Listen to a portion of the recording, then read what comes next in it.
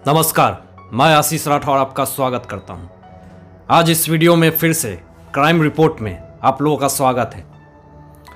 दोस्तों, आज जो स्टोरी मैं आप लोगों के सामने लाया हूं वो सोशल मीडिया पे मैरिज को लेकर के है। जो मैट्रिमोनियल वेबसाइट होती हैं, बहुत सारे लोग सोशल मीडिया पे शादी करते हैं। कुछ शादियां सक्सेसफुल भी होती हैं, कुछ अनसक्सेसफुल भी होती हैं। तो उसी में से एक जो मुद्दा आया है, जो कहानी आई है, वो जीवन साथी वेबसाइट की आई है, एक ऐप की आई है जिस पे लाखों शादियां होती हैं और बहुत सारे जोड़े बनते हैं और लोग अपनी ज़िंदगी में बहुत सारे लोग हैं जो खुश भी हैं और कुछ मायूस भी हैं। उसी में से एक शख्स जो है जिसका नाम मनोज है, उसके साथ किस तरह से एक लड़की धोखाधड़ी करती है, उससे पैसे कैसे ऐंठती है, क्या है पूरा मुद्दा, इस विषय का मैं आपको बताऊंगा। लेकिन उससे पहले मैं आपको बता दूं कि इस वीडियो में मैं उसका जगह, उस इंसान का नाम पूरी तरह से गोपनीय रखूंगा, क्योंकि मैं चाहता हूं कि कोई भी डिफेम ना हो। और उसके बाद मैं आप लोगों को सतर्क करना चाहता हूं, क्योंकि आज के डेट में लोग सोशल मीडिया की तरफ बहुत ज़्यादा अट्रैक्ट हैं और लोग सोशल मीडिया पे अच्छी अच्छी बातें करने से लोग सोचते हैं कि ये इंसान भी अच्छा होगा, मेरे साथ कुछ गलत नहीं करेगा। लेकिन वहाँ पे आपको सतर्क रहना है।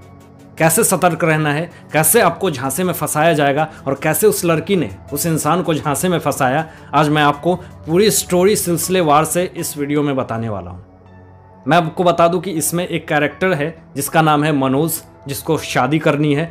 उसके लिए वो सर्च कर रहा है कि मुझे एक अच्छी बीवी चाहिए। दूसरा कैरेक्टर है ज्योति, जो इस सारे कॉन्स्पिरेसी में उसका मेन अहम रोल है। तो जो मनोज है वो एक सीधा साधा, एक मासूम सा इंसान है। उसकी उम्र कम से कम 32 थी। उसके घर में मम्मी पापा काफ़ी प्रेशर कर रहे थे कि शादी करो शादी करो, क्योंकि वो एक सिंगल बेटा था। देन मनोज को एक फ्रेंड बोलता है कि जीवन साथी एक मैट्रिमोनियल वेबसाइट है, एक ऐप है, वहाँ पे अपनी प्रोफाइल बनाओ और वहाँ पे बहुत सारी लड़कियाँ रहती है। कुछ सब्सक्रिप्शन चार्जेस लगते हैं, वो पे करो और बहुत सारे लड़कियाँ हैं जहाँ पे तुम शादी अपने हिसाब से लड़कियाँ को ढूंढ सकते हो। ये विचार काफ़ी अच्छा लगा मनोज को। उसने अपनी प्रोफाइल बनाई, अपनी पिक अपलोड करी, पूरी बायोडाटा उस पर अपलोड करी। देन उसके बाद उसने फ्रेंड रिक्वेस्ट भेजा, जिस लड़की का नाम ज्योति है। उसने फ्रेंड रिक्वेस्ट को एक्सेप्ट कर लिया। दोनों में बातें होने लगी और पहले दोनों में बहुत अच्छी से बातें हुई। बात करने से मनोज को ये लगा कि लड़की बहुत अच्छी है, इसे शादी करनी चाहिए।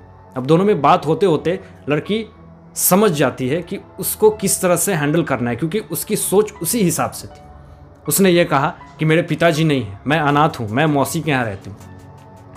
दया आ गया मनोज को और ये सारी चीज़ें उसने अपनी दुखड़ा सुनाई कि मैं अनाथ हूँ। ये सारी चीज़ें उसको झांसे में फंसाया जा रहा था। देन उसके बाद जब दोनों में चैटिंग होने लगी, उसने ये बताया कि मैं IAS की प्रिपरेशन करती थी, मैंने एग्ज़ाम भी क्रैक करा, इंटरव्यू नहीं दे पाई बिकॉज कि मेरे मौसा जी का तबीयत ख़राब था, जिस कारण से मैं इंटरव्यू नहीं दे पाई।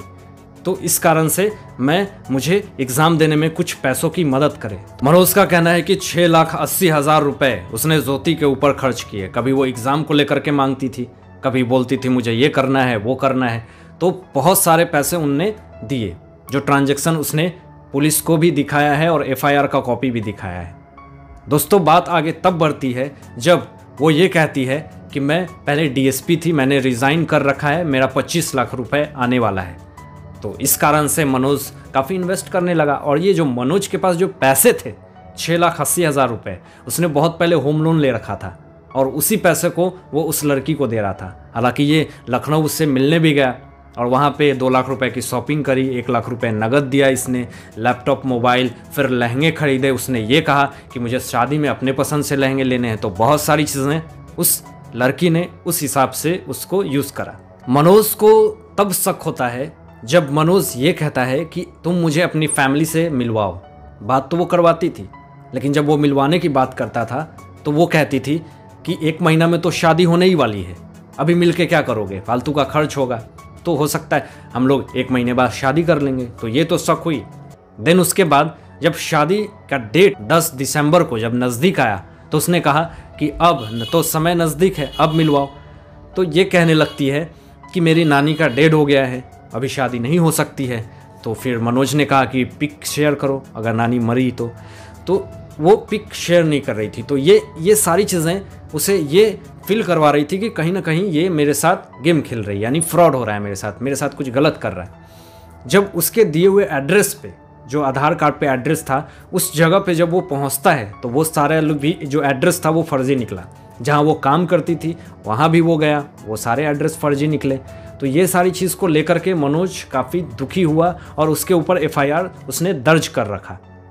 दोस्तों, इस घटना से हर वीडियो की तरह इस वीडियो में भी मैं आपको बताऊंगा कि हमें क्या सीख मिलता है इन सारी चीज़ों से, क्योंकि क्राइम सिर्फ जान जाने से नहीं होता, उससे आपको क्या सीख मिलती है ये बहुत बड़ी चीज़ है।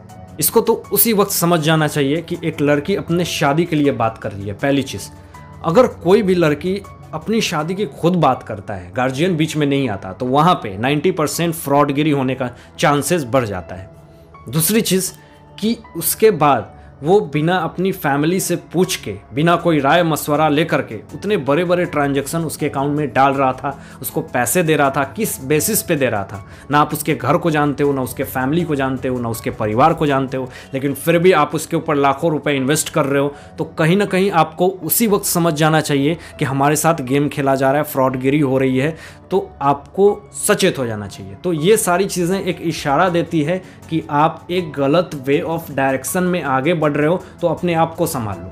दोस्तों, सोशल मीडिया जितना अच्छा है उतना बुरा भी है। अगर इसको सही तरीके से, सही डायरेक्शन में और लिमिट वे में यूज़ नहीं करा तो हो सकता है कि आपको आगे पछताना पड़ेगा।